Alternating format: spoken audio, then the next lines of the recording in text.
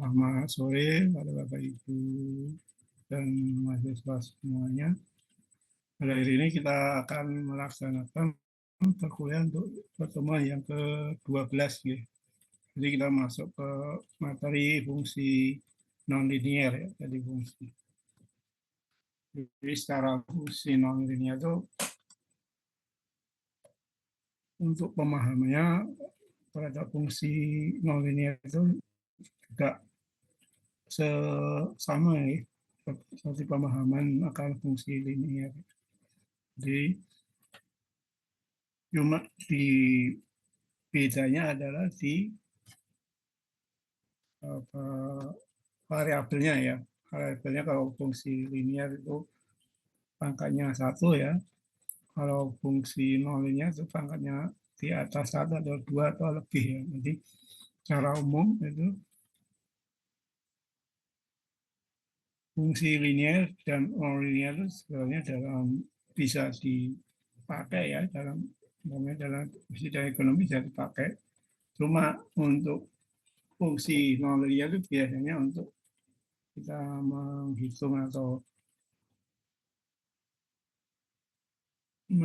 apa ya, menerapkan nanti di ekonomi dan ini akan lebih detail ya. Kalau di fungsi linear itu mungkin penerapannya bisa secara mungkin umum ya, tapi kalau secara detailnya bisa nanti pakai dengan fungsi non linear.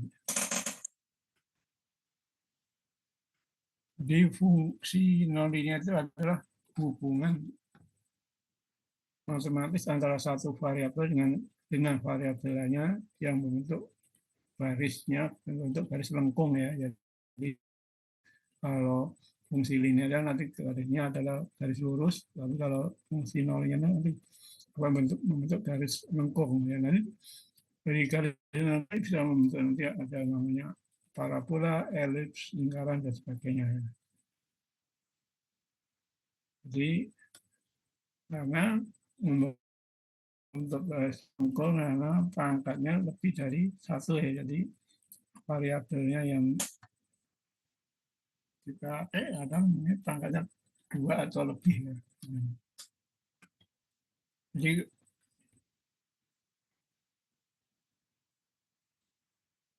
nanti kita akan membahas tentang fungsi nolnya untuk fungsi kuadrat ya. Nanti secara fungsi pangkat dua, jadi fungsi pangkat tiga dan seterusnya bisa bisa kita apa oke untuk pengutaran aja ya. Jadi secara umum ya kita akan membahas tentang fungsi linear tentang fungsi kuadrat. Ya. Jadi kita akan membahas nanti pertama mengidentifikasi persamaan kuadrat untuk fungsi lingkaran, fungsi elips, hiperbola, dan parabola ya. Jadi nanti kita akan membahas ini ada 5 materi ya, 5 sub materinya ada ini. Pertama kita akan membahas identifikasi, terus lingkaran, bentuk elips, dan hiperbola dan parabola. Jadi secara mengidentifikasi secara umum ya, fungsi kuadrat adalah fungsi yang pangkat tertinggi dari variabel adalah 2 ya. Jadi kalau fungsi kuadrat berarti pangkatnya 2. Jadi bisa kita tulis secara umum ini Y sama dengan atau fungsi X ya. Kalau secara umum kita juga Y itu bisa disebut dengan fungsi X juga sama dengan AX kuadrat plus BX plus C. Jadi dari ini bicara apa jelaskan ya, itu biasanya namanya variabel terikat ya. Jadi variabel yang dipengaruhi X itu variabel bebas, A dan B itu koefisien, jadi koefisien, terus C itu konstanta dan ini. Dan ada persyaratannya. Persyaratan kalau fungsi kuadrat adalah koefisien A tidak boleh sama dengan 0. Jadi kalau A itu tidak boleh sama dengan 0. Minus tidak masalah, atau plus tidak masalah, tapi tidak boleh sama dengan 0. Ya, jadi kalau fungsi kuadrat itu variabel X pangkat 2 atau X pangkat 3 atau X pangkat 4, atau misalnya tidak boleh sama dengan 0 ya. Tapi kalau kuadrat yang penting ini X pangkat 2 itu tidak boleh sama dengan 0. Ini kalau ada X pangkat 3 dan seterusnya itu boleh X pangkat 3 0, tapi ini secara umum ini ya, kalau fungsi secara kuadrat secara umumnya adalah Y sama dengan AX kuadrat plus BX plus C.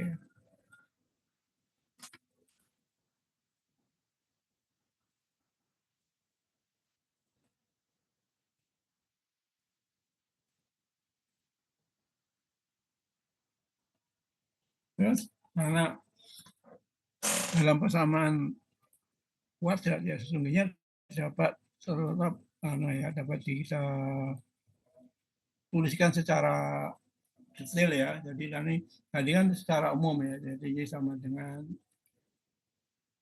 BX AX kuadrat plus BX plus C itu persamaan yang umum ya. Tapi secara globalnya ya, maka unsur X-nya bisa ditambahkan ya. Jadi bisa kita tambahkan seperti ini namanya.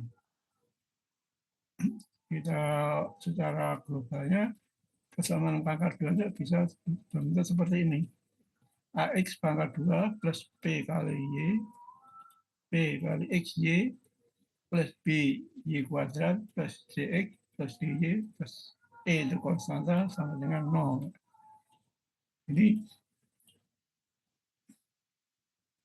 dari ini nanti umumnya bisa kita menentukan nanti bentuknya persamanya bentuk sebuah lingkaran, elip, hiperbola atau parabola ya. Jadi dari ini, dari koefisien ini kita bisa menemukan nanti ya. Kurvanya nanti berbentuk lingkaran, sebuah elip, sebuah hiperbola maupun parabola. Contohnya seperti ini. Jika ini P sama dengan 0 ya, jadi XY-nya itu kosong, 0, maka dan A sama dengan B dan tidak boleh sama dengan 0 ya. Jadi A, koefisien A dan Y-nya sama ya, dan tidak boleh sama dengan 0, maka kurvanya nanti ada untuk sebuah lingkaran ya. Jadi ini dari persamaan ini kita bisa membentuk suatu bentuk kurvanya. Ya. Jadi umpamanya P-nya 0, terus A dan B sama, tapi tidak boleh sama dengan 0, terus CX DY itu boleh sama dengan 0 ya, nggak masalah ya. CX DY itu tidak boleh sana ya, nanti ini bagi titik pusatnya di X-nya. Ya, ini nanti berbentuk seperti sebuah lingkaran. Dan yang kedua, jika P pangkat 2, ya, sama ini ya, P pangkat 2 dikurangi 4A kali B, umpamanya ini, B kuadrat ya, B-nya koefisiennya berapa, B kuadrat berapa, 4 kali A dan B. Kemudian nilainya nanti akan lebih kecil daripada 0 ya, kami dari ini perhitungan ini. Maka kurvanya nanti adalah sebuah elips ya. Jadi nanti kan ada persamaan, mungkin ada koefisiennya ya, nanti kita bisa mencari nilai ini ya. Ini nilai determinan ya, ini determinan. Kalau dari hasil ini hasilnya lebih kecil daripada 0, maka kurvanya nanti sebuah elips. Terus yang selanjutnya bila nanti ya seperti ini ya, bila hasil dari P pangkat 2 minus 4AB lebih besar daripada 0, lebih besar daripada 0, nanti kurvanya sebuah hiperbola. Jangan ini jika sama dengan 0, nanti hasilnya sama dengan 0, maka kurvanya sebuah parabola. Jadi dari ada persamaan, kita bisa menentukan ya, nanti bentuk kurvanya bentuk parabola, lingkaran, hiperbola atau elips ya. Nanti bisa memakai ini rambu-rambu ini ya. Jadi kalau ini Tidak diketahui nanti bisa menentukan bentuknya ya. Ini secara gambarannya ya. Jadi jadi bentuknya seperti ini. Itu lingkaran tuh ini ya, lingkaran, untuk elips ya, elips, terus hiperbola, terus parabola ya, parabola.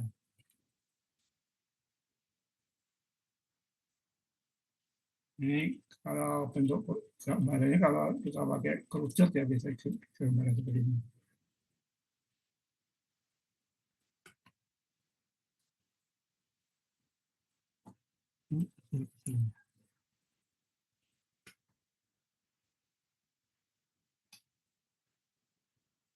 Dan selanjutnya kita akan membahas tentang kurva lingkaran ya, nanti yang bentuk di lingkaran.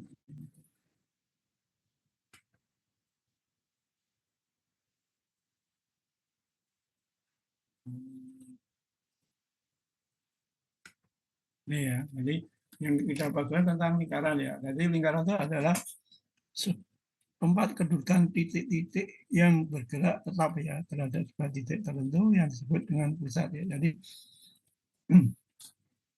lingkaran tadi persoalannya adalah koefisien A dan koefisien B adalah sama dan tidak boleh sama dengan 0. Jadi bisa kita tuliskan seperti ini. Dan P-nya 0 ya. Jadi AX kuadrat plus BY kuadrat plus CX plus BY plus E sama dengan 0 ya.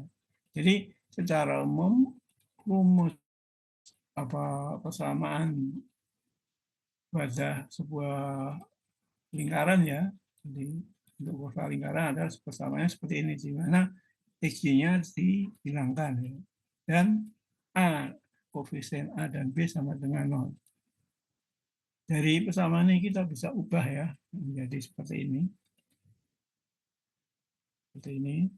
X minus I pangkat 2 plus Y minus J pangkat 2 sama dengan R kuadrat. Jadi R itu seperti ini. Jadi membentuk suatu rumus, umpamanya kita mau membuat suatu persamaan lingkaran dengan diketahui cuma koordinatnya dan jari-jarinya ya, atau A-nya atau A, B-nya. Maka kita bisa membuat suatu fungsi lingkaran seperti ini, memakai rumus ini. X minus I pangkat 2 plus Y minus J pangkat 2 sama dengan R pangkat 2, di mana I dan J-nya itu koordinat titik pusatnya ya. Kita koordinatnya tadi namanya 2, 3 ya. Jadi 2-nya X minus 2, Y-nya minus 3. Enggak dari ini terus R-nya banget yang ber 4 ya. Ini 4 nanti bisa dibuat suatu persamaan lingkarannya.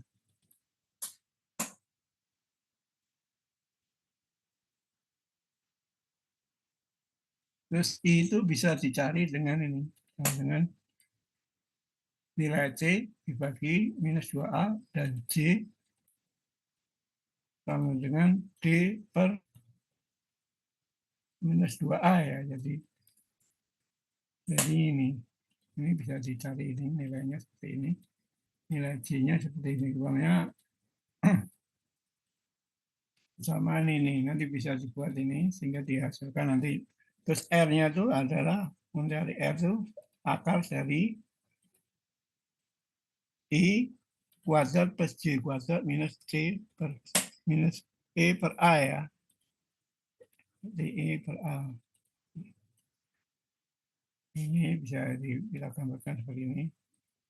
Jadi lingkaran bisa digambarkan jika nilai R-nya lebih besar daripada 0. Jadi syarat utamanya ya,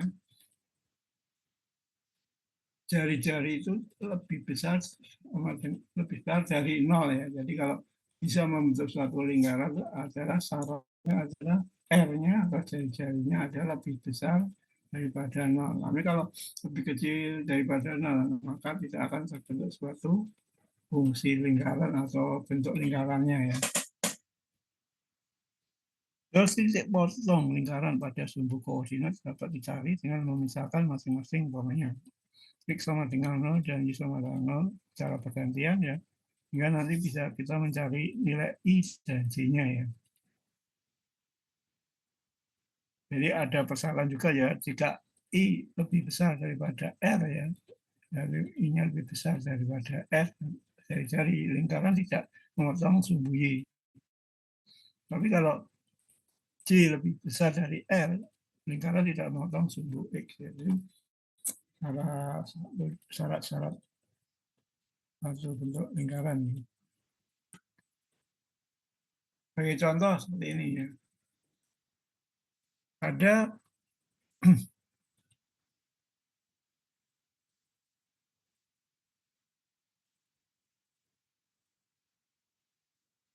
ini ada persamaan umpamanya 3x kuadrat plus 3y kuadrat minus 24x minus 80y sama dengan 33 ya.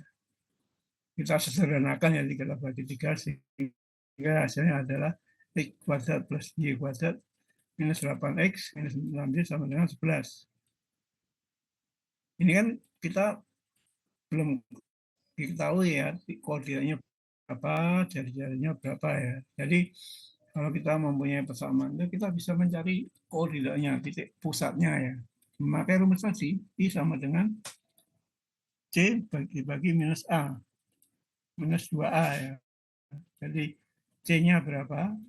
C-nya kan 8 ya. Minus 8 dibagi minus 2. A-nya adalah 1 ya. Jadi minus 8 dibagi minus 2 hasilnya adalah 4. Jadi koordinatnya I-nya, X-nya sama dengan 4 dan J atau koordinat J atau Y ya. Sama dengan D per minus 2A. Sehingga dihasilkan 3 ya. Jadi titik pusatnya dari awal fungsi lingkarannya adalah di titik 4 dan 3. Terus mencari jari-jarinya. Jadi jari-jarinya memakai rumus tadi, R sama dengan akar dari I pangkat 2 plus J pangkat 2 minus E per A. Jadi jari-jarinya 4, I-nya 4 ya, 4 pangkat 2 plus J-nya 3, minus I-nya berapa? I-nya adalah minus 11 ya. Minus 11 dibagi 1. Jadi E-nya dipindahkan ke kiri dulu, maka hasilnya kan minus. Ya, jadi minus 11 dibagi 1. Sehingga hasilnya adalah 36 ya. Jadi 4 pangkat 2 itu 16, dipangkat 9, 25, ditambah 11 ya. Minus jadi plus ya. Jadi 25 ditambah 11, hasilnya 36. Sehingga akar 36 adalah 6. Jadi dari persamaan lingkaran kita bisa membuat suatu bentuk lingkaran di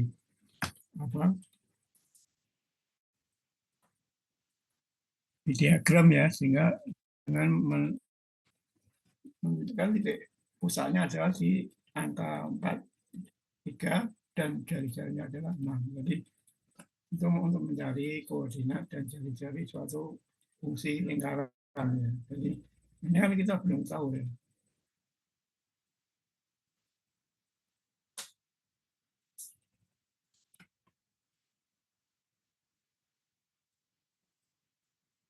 Ini sehingga bisa kita gambarkan seperti ini. Jadi ini dari ini diagram ini kita bisa kan nanti kan 4 ini 3, jadi titiknya di sini di pusatnya di 6 sehingga dia akan memotong seperti ini. Dan kita bisa buat lingkarannya, kurva lingkaran seperti ini.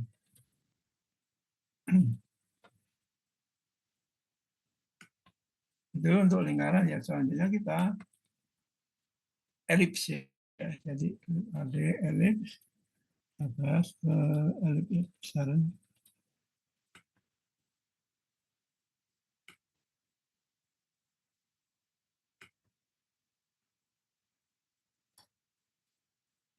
Jadi kalau elip itu tempat kedudukan titik yang jumlah jaraknya terhadap dua plus selalu konstan. Jadi itu elip itu ada dua ya, ada titik-titik ya.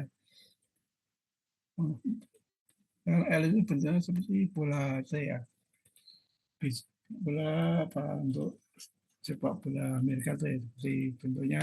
Jadi nanti ada dua jari-jari ya, jari-jari mayor dan jari-jari minor ya. Jadi elip itu mempunyai dua sumbu simetri yang saling tegak lurus ya. Yang panjang yang panjang disebut mayor dan yang pendek disebut minor ya. Titik di mana kedua sumbu berpasangan disebut pusat elips. Jadi ada pusat berpasangan antara apa garis simetri mayor dan garis simetri minor nanti disebut dengan pusat elips ya. Ini bentuk secara umum ya persamaan elips itu AX kuadrat plus C Y kuadrat plus DX plus EY plus F sama dengan 0. Terus nilai A dan C-nya sama ya. Kalau positif positif semua, kalau negatif negatif semuanya. Dan apa angkanya tidak sama ya. Jadi A dan C itu tidak sama, tapi mempunyai tanda yang sama ya. Positif sama positif, negatif sama negatif.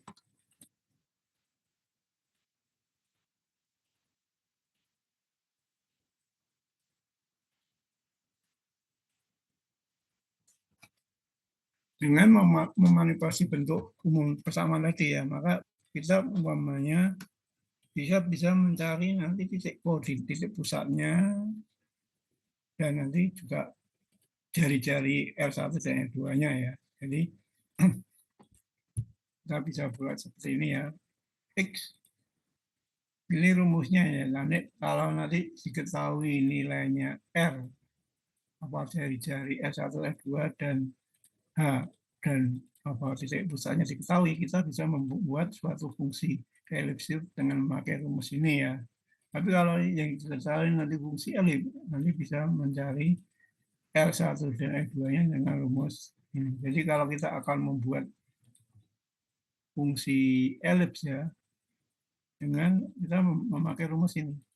X minus H pangkat 2 plus dibagi R1 pangkat 2 ya, ditambah Y minus K pangkat 2 dibagi R2 pangkat 2 sama dengan 1 ya. Jadi ini H dan K itu titik pusatnya ya. Jadi titik pusatnya terus R dan 1 R2 itu jari-jari dari simetri mayor atau simetri minor. Jadi nanti tergantung mayor yang minor itu yang mana, tergantung dari R1 dan R2-nya ya. Jadi kalau R1-nya lebih kecil daripada R2-nya, maka yang minor adalah sumbu X, yang mayor sumbu Y. Itu kalau kita umpamanya diketahui nilai jari-jarinya dan nilai titik pusatnya, sehingga kita bisa membuat persamaan ini memakai ini rumus ini ya.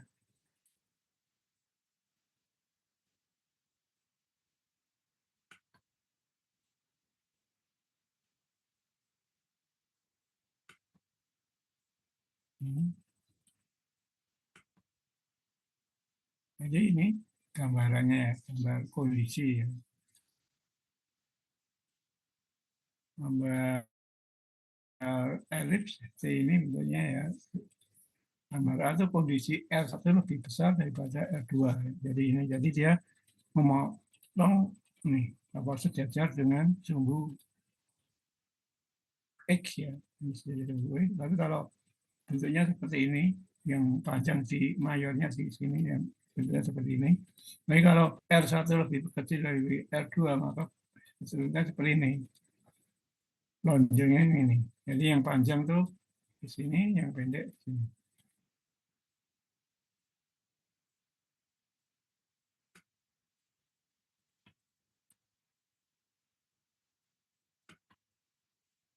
Sebagai contoh ya, ini. Umpamanya kita mengetahui ya nilai fungsi elip ya, X ini, nah, X dapat X pangkat 2 plus 2Y pangkat 2 minus 3X 13X minus 12Y plus 18. Disetarakan menjadi ini 4X kuadrat minus 16X 4X kuadrat plus Y kuadrat minus 16X minus Y 6Y sama dengan minus 9 ya, ini 9 pindah sini. Jadi kita bisa kelompokkan ya X dengan X dulu dengan Y dulu.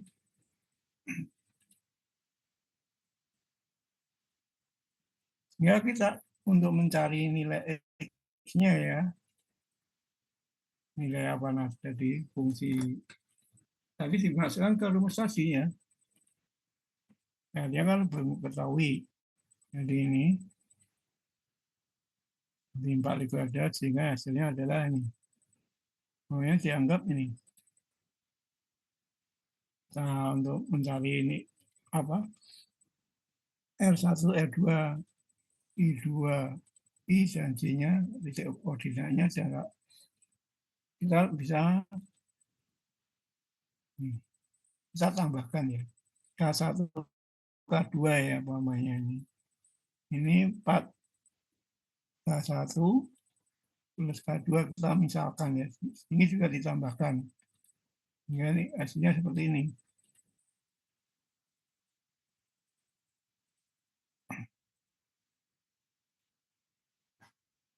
Dimana K1, K2 itu kita ganti dengan nilai 9 dan 16 dan 9 ya. Jadi ini nilai ini, sehingga kita masukkan ke sini. Sehingga hasilnya adalah ini. Sehingga dari ini dihasilkan 4 kali X. Ini. Sama dengan 16 ya. Kita bagi 16 saja seperti ini. Kita bagi 4. Ini bagian ke sini ya. Sehingga tadi kita sederhanakan. Sehingga dihasilkan nilainya seperti ini. Sama dengan 1. Sehingga dari persamaan tadi kita bisa mencari titik ordinatnya ya. Jadi mana I-nya berarti 2 ya. Ini 2.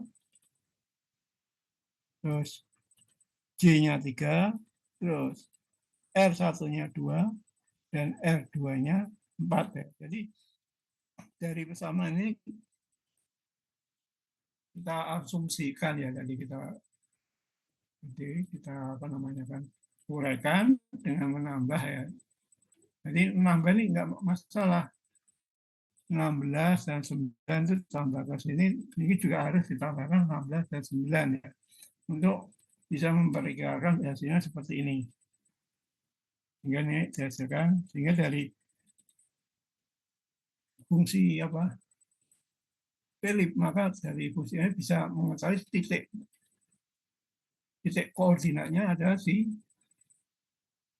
2 dan 3 ya, di X 2 dan Y-nya 3, serta jari-jarinya yang jadi R1 kan minor, ini jari mayor ya. Sehingga bisa kita gambarkan seperti ini nanti. Jadi nanti gambarnya seperti yang ini. Karena ini ya. Jadi nanti gambarnya mengikuti ini. Karena Y-nya lebih besar ya. Jadi ini nanti bentuknya seperti ini. Nanti kalau kita gambarkan, nanti bentuk seperti ini.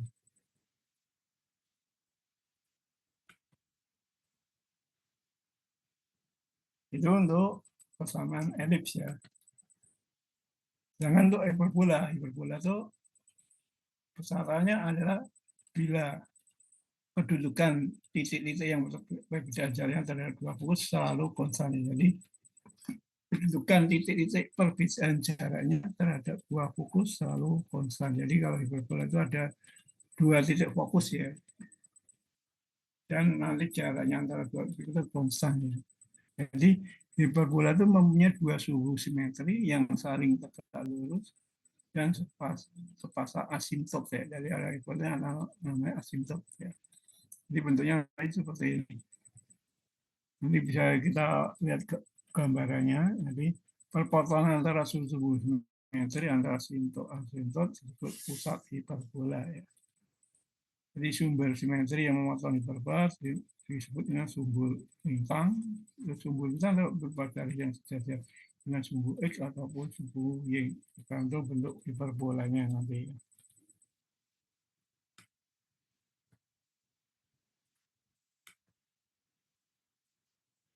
Jadi secara umum ya, bentuk persamaan hiperbola adalah ini. AX kuadrat plus BY kuadrat sama ya, CX Y plus E. Nanti yang berbeda cuma koefisiennya ya. Jadi kalau hiperbola, koefisien A dan koefisien B itu berbalik, maksudnya kalau A positif maka B negatif, atau B positif maka A-nya negatif. Jadi kalau ini kali A dan B itu ya sama ya. Jadi sama tapi berlawanan notasinya ya. Kalau A positif maka B negatif. Dari persamaan ini kita bisa manipulasi untuk nanti mencari titik koordinat maupun simetrinya ya, garis simetrinya M dan N. Jadi kita bisa sama seperti itu ya, lihat ya, formula sama X minus I pangkat 2 bagi M pangkat 2 plus Y minus J pangkat 2 dibagi N pangkat 2. Jadi J itu nanti bisa disebut nanti koordinat itu pusatnya. Nanti bisa dilihat seperti ini. Dan dilihat ini.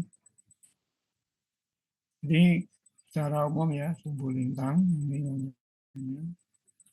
ini titik asimptot ini namanya asimptot ya. Asimptot itu yang garis lurus tapi yang mendekati ya. Jadi dia tidak sampai menempel tapi ini kan hiperbola ya. Ini asimptot ini sumbu lintang. Ini perpotongan antara ini sumbu lintang itu ada dua ya. Yang ini dia titik potong dan asimptot nanti gimana dengan sumbu koordinat. Ya, bentuknya seperti ini. Kalau yang sejajar dengan sumbu X ya, jadi sumbu Y seperti ini.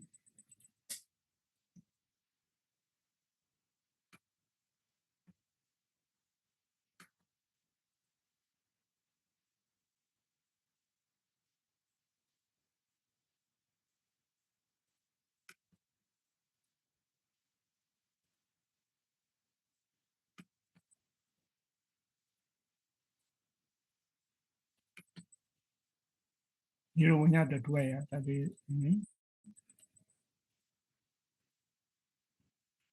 yang sesuai sumber sumbu E sama sumbu Y ya, ini ada ini. Tergantung R-nya lebih besar atau M-nya lebih kecil.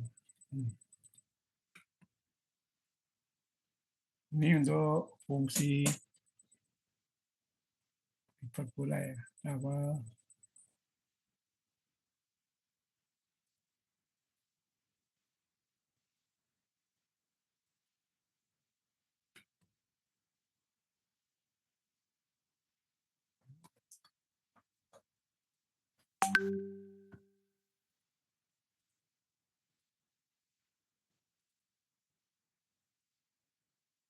Jadi kita ke parabola ya. Jadi parabola itu tempat kedudukan titik yang berjaraknya sama ya terhadap sebuah titik fokus dan sebuah garis lurus yang disebut dengan direktris ya. Jadi parabola itu cuma ada satu titik fokus ya dan sebuah garis lurus yang disebut direktris. Jadi setiap parabola itu mempunyai sebuah sumbu simetris dan sebuah titik ekstrim ya. Jadi sumbu simetri parabola dapat garis yang sejajar dan sumbu vertikal atau berupa garis yang sejajar sumbu horizontal ya. Jadi sumbu simetri parabola itu bisa sejajar dengan sumbu X atau maupun dengan sumbu Y. Jadi kalau titik ekstrim parabola adalah titik bontong antara sumbu simetris dan parabola itu sendiri. Ini bisa kita gambarkan seperti ini. Ini parabola ya, nama apa yang dimaksud garis direktris ini. Titik X itu yang berpotongan ini ya. Jadi titik puncaknya itu namanya titik ekstrim. Ini fokusnya biasanya di sini. Ini. Ya, fokus itu tidak ini fokus. Ini tergantung ya nanti ini bisa lihat ya kan. Dan secara umum ya bentuk umum bersama parabola itu ax kuadrat plus by kuadrat plus cx plus by plus e ya. Jadi persyaratan fungsi parabola itu adalah salah satu dari koefisien A atau B itu sama dengan 0. Jadi X kuadrat X-nya kok 0 atau apa namanya nanti ini bisa 0 atau B-nya 0. Jadi nanti rumus akhirnya jadi umpamanya yang B-nya 0 maka rumus dasarnya adalah Y sama dengan AX kuadrat plus BX plus C. Jadi ini. Jadi nanti rumus parabola itu sesuai ini ya. Jika ini sumbu vertikal ya, jika sumbu simetris sejajar sumbu vertikal, rumus dasarnya adalah Y sama dengan AX kuadrat plus BX plus C. Jadi persamaan apa parabola itu tergantung nanti sumbu simetrinya itu sejajar sumbu X atau sumbu Y. Kalau sumbu X atau sumbu X maka rumus dasarnya seperti ini. Y sama dengan AX pangkat 2 BX plus C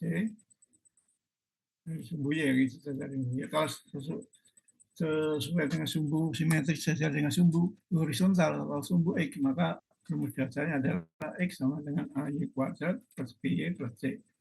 Mana A tidak boleh sama dengan 0. Jadi dari dua persamaan ini nanti bisa memperlihatkan parabolanya itu terbuka ke kanan jika A lebih besar dari 0. Parabola terbuka ke kiri jika A lebih besar kecil dari 0. Jadi kalau yang positif, kalau yang ini yang sesuai sumbu vertikal, kalau A-nya negatif, maka parabola terbuka ke bawah. Tapi kalau A-nya positif, A-nya lebih ke atas. Jadi secara umum ini, jadi untuk dari persamaan tadi kita bisa mencari titik ekstrim parabolanya atau titik puncaknya ya. Jadi IJ-nya nanti bisa diketahui. Makanya rumus ini mencari X-nya rumus min B bagi 2A kalau ini J X ini X-nya J-nya adalah B kuadrat minus 4AC dibagi 4A. Nah ini min B 2A ya. Jarak titik ekstrim dari sumbu vertikal ya. Ini mencari koordinatnya ya. Koordinatnya mencari titik ekstrim dari sumbu vertikal ya. Jadi untuk mencari sumbu ekstrimnya kita bisa memakai min B per 2A. Jadi kalau ini jarak titik ekstrim dari sumbu horizontal. Jadi ini X, ini Y-nya. Bagi contoh seperti ini ya. Gambarkan grafik fungsi Y sama dengan X kuadrat minus 5X plus 6 ya. Dengan diketahui titik potong fungsi dengan sumbu X pada X sama dengan dan maka Y sama dengan 0. Jadi kita bisa mencari ini ya, titik potongnya ya. Ini titik potongnya, maka rumus ini Y sama X sama dengan maka Y sama dengan 0. Kalau Y sama dengan 0, ini dipotong yang memotong sumbu X ya, sumbu Y ya, nanti di 0 dan 6. Dengan titik potong fungsi dengan sumbu X, maka Y sama dengan 0, maka dihasilkan seperti ini. D angka 2 ya, determinan ya, ini determinan adalah B kuadrat minus 4AC ya. Ya, determinannya 1, karena D terminalnya lebih besar dari 0, maka terdapat dua buah titik potong dengan sumbu X ya. Maka ini, jadi kita bisa mencari nilai X1-nya ya. Maka rumus ini, X1-nya sama dengan minus B. Seperti ini. Masukkan sehingga hasilkan 3, dan titik B-nya, B2-nya, ini 3, 0 ya. Terus ini X2-nya adalah B. Ini dimasukkan semuanya, hasilnya ada 2. B sama dengan 0. B2-nya 2, 0, dan satunya mencari titik puncaknya bisa memakai rumus ini, X sama dengan ini. Jadi B 5/2, sumbu simetrinya X 5/2 berapa? Sumbu simetrinya 5/2. Di sini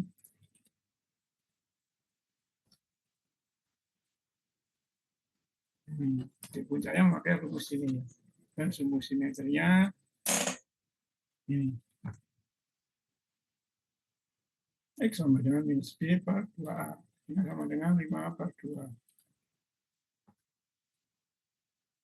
Itu untuk materi hari ini ya, untuk fungsi nonlinear. Sampai di sini ada yang ditanyakan?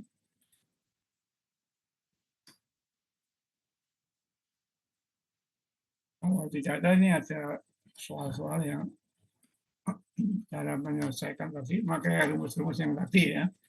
Carilah titik puncak dan titik potong sumbu X dan Y. Ya. Jadi nanti kita ini contoh-contoh untuk parabola ya. Jadi parabola seperti ini. Ini karena Y sama dengan ini. Silakan nanti dihitung berapa nilainya untuk bagi latihan ya.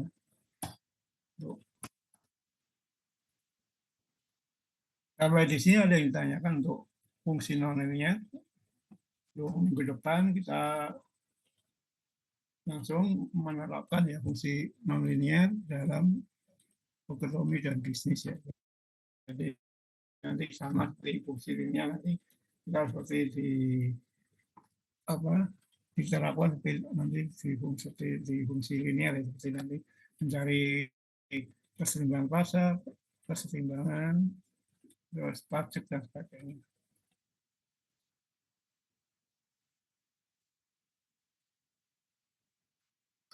Ada yang ditanyakan untuk materi hari ini?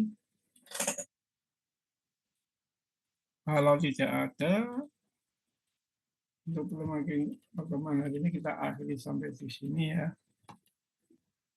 Belum saya tutup, mohon maaf apabila ada salah-salah kata ya, mungkin kurang lancar.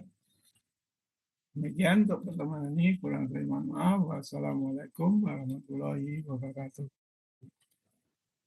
Waalaikumsalam. Terima kasih Pak Kusna. Terima kasih Pak. Di Bapak Ibu semuanya dan mahasiswa semuanya.